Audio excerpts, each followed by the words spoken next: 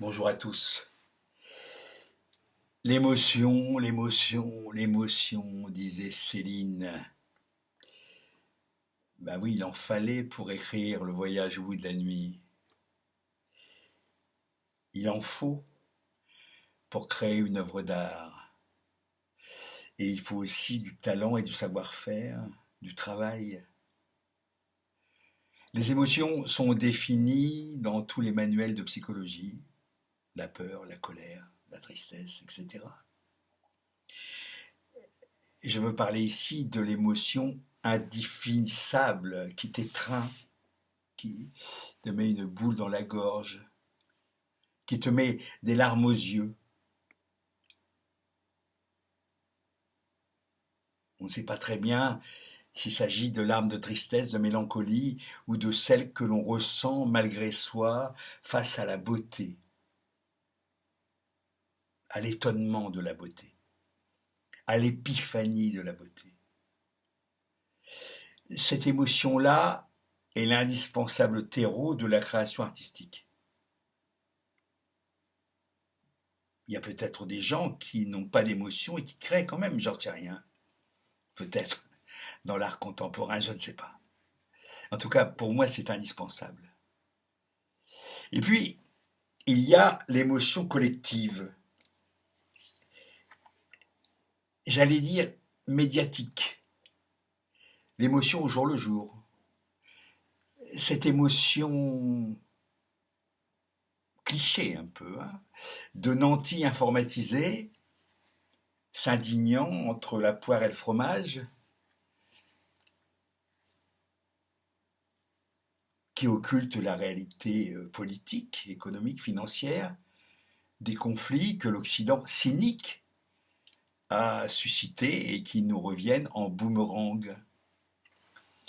Oh, certes, bien des peuples n'ont pas besoin de nous pour s'entretuer, mais ils ont besoin des armes que ceux qui, en ce moment, versent des larmes de crocodile, hypocrites, leur vendent sans se soucier des victimes. Dictature imposée comme rempart contre le communisme ou je ne sais quel populisme, frontière aberrante tracée à la diable par les anciennes puissances coloniales. L'Afrique subit cela depuis très longtemps. Régime corrompu, d'abord soutenu, puis lâché pour des raisons de besoins énergétiques, la Libye, l'Irak, etc., l'Afghanistan.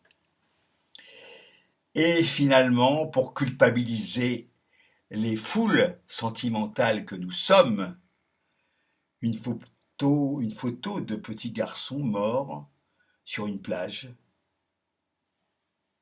abandonnés par les vagues pendant un naufrage de réfugiés.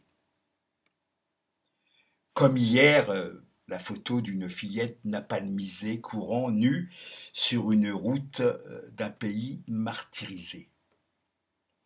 Hier, c'était des réfugiés étouffés dans un camion. Avant-hier, c'était des navires de fortune lâchés sur la mer par des passeurs indignes qu'on fait passer pour les seuls criminels, alors qu'il y en a bien en amont. Il y a des mois, c'était une kyrielle de jeunes filles africaines kidnappées par des fous furieux armés jusqu'aux dents. Armés par qui? Souvenez-vous, rendez-nous nos filles. Les Américains avaient lancé ça. Rendez-nous nos filles. Elles sont toujours plus ou moins captives. Elles sont toujours en ce moment aux mains de leurs tortionnaires. L'émotion d'aujourd'hui chasse l'émotion d'hier. Et l'émotion de demain chassera l'émotion d'aujourd'hui. En gros, cela dure une semaine, l'émotion. Avec une petite pause pour le week-end, apéro et barbecue. Je ne juge personne. Les indignations sont respectables, mais méfions-nous. Il est si facile de trouver très vite chez le voisin, chez l'étranger, chez l'autre, un bouc émissaire sur qui faire porter le poids de nos culpabilités.